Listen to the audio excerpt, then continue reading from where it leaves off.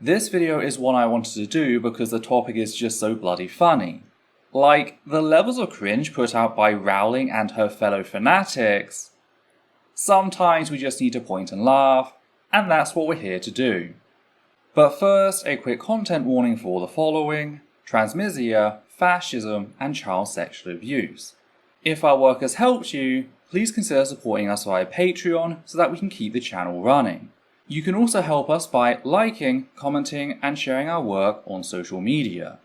I'd also just like to take this time to remind our viewers that the statements made throughout our videos are the opinions of myself, the host, based on the evidence I have available to me. They are not and should not be taken as unquestionable fact, which is why we reference everything, because we're fallible. Thus we strive to give you, the viewer, the ability to check all evidence for yourself in order to make up your own mind, which is what the reference numbers in the top left corner are for, being numbers that match up with the reference list found in the transcript linked down below. As such, we encourage all viewers to do their own research to reach an informed conclusion about the topic. Hi there, my name is Ethel Thurston, she, her, they, them, and we're here to talk about the facts that J.K. Rowling recently admitted that she was one of almost 3,000 people who, in 2022, self-identified their religion as believer in biology as part of a coordinated protest. What were they protesting? Well, supposedly the Gender Recognition Act, which was passed by the Scottish Parliament that year, making legally changing one's gender marker a matter of legal declaration rather than medical gatekeeping. Sadly, the act was blocked from royal assent by the UK Secretary of State, a move made even though two separate consultations had demonstrated that the Scottish public supported gender recognition reform, with the strongest supporters of said reform being cis women. Because, contrary to what every gender-critical fascist likes to assert, women, by and large, do not view trans people as scary monsters.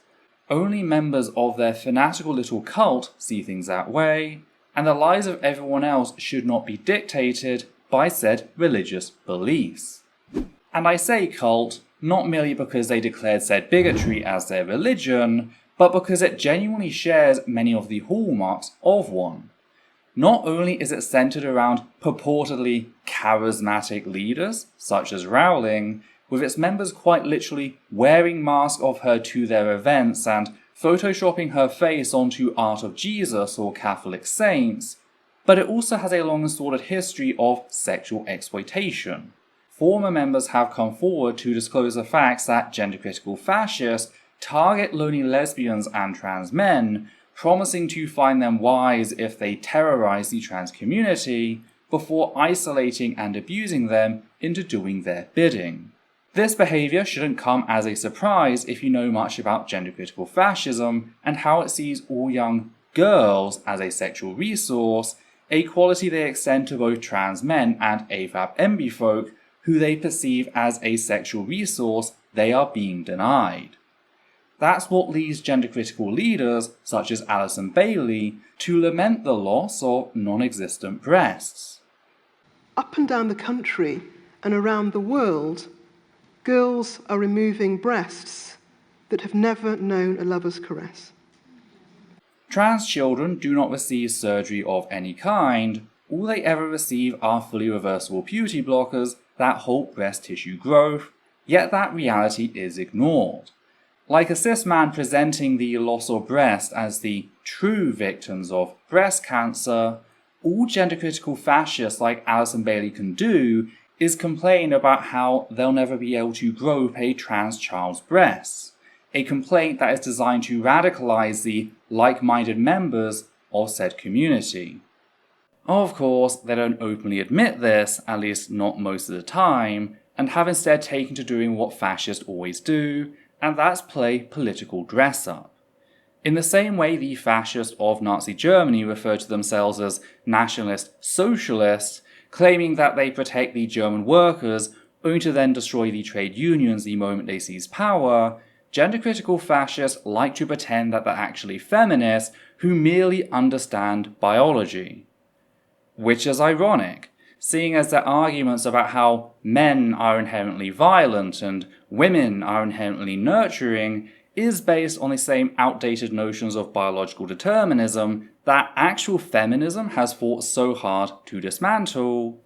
But the point isn't to be coherent, it's just for show.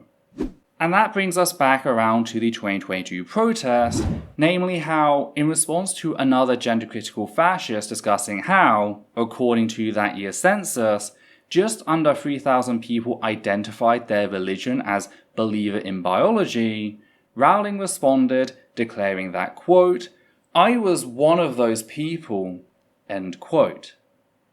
Now, there's a lot to unpack here, starting with the fact that, as just noted, none of these people believe in biology.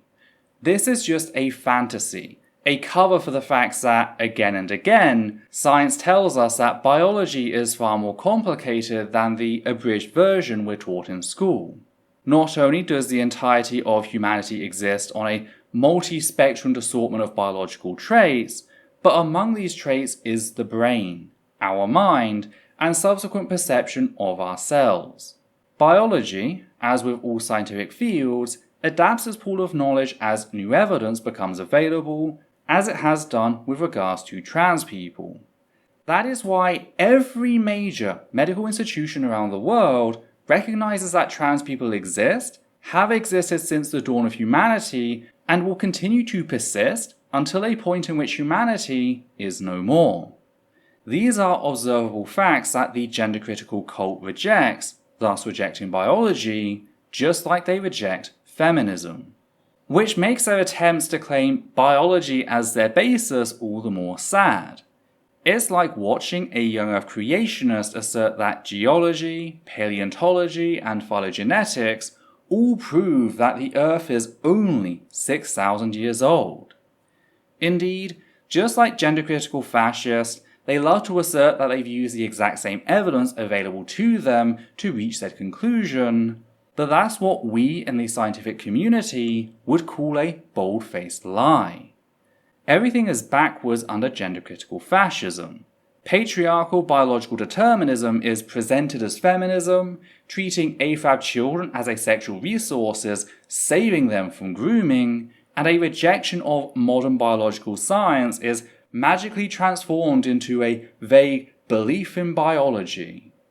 Yet there's another funny fact to all this, and that's just how ineffective said protest was. This wasn't some master plan to force a conversation. Nobody seemingly remembered this, with many people who were covering the Scottish Gender Recognition Act, myself included, being surprised to discover this 2 years down the line. And yet, in spite of said failure, people like Rowling are still coming forward, boasting about it as if it were a success. Speaking of failure, let's consider the numbers. Gender-critical fascism couldn't even mobilize 3,000 people out of the 5,400,000 that live in Scotland. That's 0.05%, and that's assuming that all 3,000 people were actually from Scotland and weren't simply lying on the census. This was a protest organised online with the support of Rowling herself, yet it couldn't even make 3,000. That is a staggeringly low number and is a good reminder of the fact that, as vocal as said minority may be, gender-critical fascists are very much a minority. Sadly, there's a bit of a double-edged sword here in how, as funny as said low numbers are, it also highlights just how fucking backwards both major parties in the UK are. Because it shows just how unpopular said bigotry is, and just how small of a vote the UK government is willing to destroy the rights of trans people in pursuit of. Indeed, this seemed to take the UK public by surprise, with just 2% of people stating that they thought trans rights would be a primary issue in the 2024 elections, only for both Starmer and Sunak to constantly try and outdo one another in being the biggest piece of shit towards trans people as possible. It's worth noting that the same poll also noted that only 1% of people stated that transgender rights would, quote, be the main issue that they think will determine their vote at the next UK general election, end quote. Yet it needs to be kept in mind that that 1% also includes trans people fighting for their right to exist and access healthcare. So there's very little value to be had in attacking the trans community and stripping them of numerous essential human rights, but both governments seem set on doing so, meaning the only conclusion that can be drawn from said violence is the fact that they're enacting it for no other reason than the desire to inflict as much pain and suffering as possible. Whilst your average person supports trans people in some way, both major parties are led by anti-trans sadists who want to hear us scream. A fact we should never let them forget. Returning to Rowling and her attempted boast, it's good that she's no longer trying to hide who she is. Her PR team spent years pretending like she wasn't a bigoted piece of shit, merely a victim of middle-aged moments, yet that pretense is long dead at this point. Rowling is a bigoted fascist, a member of an ideologically driven cult that has a history of sexualizing minors and sexually abusing its members. I, for one, am glad to know who the enemy is, and I feel that she has made that very clear. Though what do you think? What are your thoughts regarding the protest? Why do you think Rowling is so desperate to make sure everyone knows she was one of them? How do we deal with the government's backwards desire to capitulate to such a tiny minority? Did you notice something I missed? If so, be sure to let me know in the comments down below. And if you appreciate what we do here and want to help keep us running, please consider becoming one of our wonderful patrons who make our work possible. You can also make a one-time donation via PayPal or Super Thanks on YouTube. On that note, we'd just like to thank the following people: Matthew Kovac, Hannah Banghart, Goddess Alita, Sosh Daniels, Flynn, and Higgins the Seagull. And for myself, Adita and Levi, take care now.